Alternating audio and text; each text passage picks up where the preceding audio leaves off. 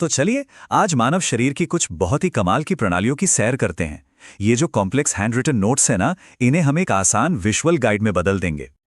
ठीक है, तो ये रहा हमारा आज का रोड मैप। हम 4 बहुत जरूरी सिस्टम्स को समझने वाले हैं। ये वो सिस्टम्स हैं जो हमारे शरीर को एकदम स्मूथली चलाते हैं। तो सबसे पहले चलिए बात करते हैं शरीर के सोफिस्टिकेटेड वेस्ट मैनेजमेंट सिस्टम की। और इसकी शुरुआत होती है इसके सबसे मेन ऑर्गन से, हमारी किडनी। देखिए, किडनी एक पावर हाउस फिल्टर है और ये हर रोज अविश्वसनीय मात्रा में फ्लूइड प्रोसेस करती है ताकि हमारा खून साफ रहे। जरा सोचिए, 180 लीटर। अच्छा, कभी सोचा है कि इसका रंग पीला क्यों होता है? ये यूरोक्रोम नाम के एक पिगमेंट की वजह से होता है। ये हीमोग्लोबिन के टूटने का एक बाय प्रोडक्ट है बस। और ये एक बहुत ही आम हेल्थ इशू को दिखाता है। किडनी स्टोन्स यानी गुर्दे की पथरी ज्यादातर कैल्शियम ऑक्सिलेट से ही बनती है। वैसे किडनी अकेले काम नहीं करती। हमारी त्वचा, लिवर और फेफड़े, ये सब भी शरीर से वेस्ट बाहर निकालने में बहुत जरूरी रोल निभाते हैं। चलिए अब आगे बढ़ते हैं और देखते हैं कि ये सब कैसे बनता है। अब हम शरीर के कमांड सेंटर को एक्सप्लोर करेंगे, हमारा बहुत ही कॉम्प्लेक्स और फैसिनेटिंग नर्वस सिस्टम। ये चार्ट हमारे दिमाग की बनावट का एक शानदार ओवरव्यू देता है। अब हम इसे एक एक करके समझने की कोशिश करेंगे। देखिए, सेरिब्रम, ये वो हिस्सा है जिसे हम आम तौर पे दिमाग कहते हैं। हमारी सारी हायर लेवल थिंकिंग, हमारी चेतना सब यहीं से चलती है। और अंदर थोड़ा गहराई में होता है हाइपोथैलेमस। ये एक बहुत ही क्रूशियल रेगुलेटर की तरह काम करता है।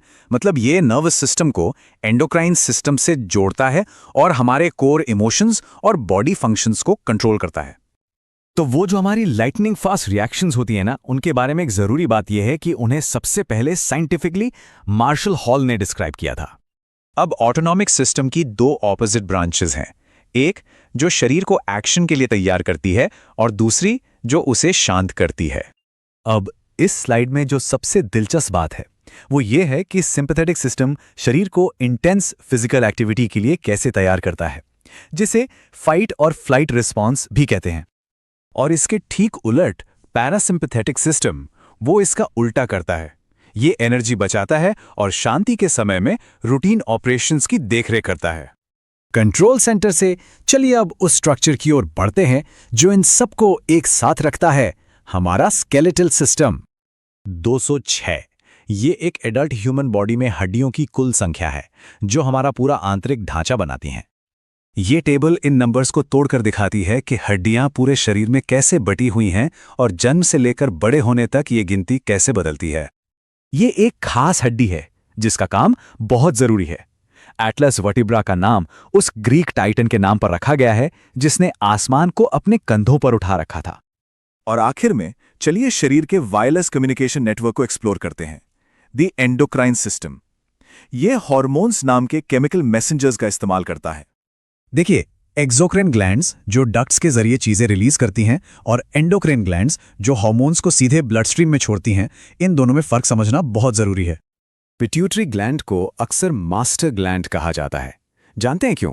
क्योंकि इसके हार्मोन्स, जैसे कि ये जो दिख रहे हैं, ये कई दूसरे एंडोक्राइन ग्लैंड्स के फंक्शंस को कंट्रोल करते हैं।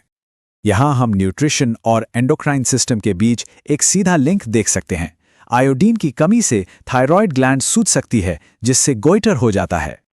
और ये एक बेहतरीन उदाहरण है कि हार्मोनल बैलेंस कितना ज्यादा क्रिटिकल है।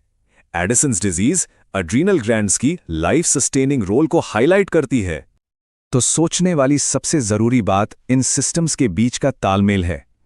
क्या ये नर्व इंपल्स की तेजी है या फिर हार्मोन का लंबा असर जो असल में हमारे शरीर के संगीत को डायरेक्ट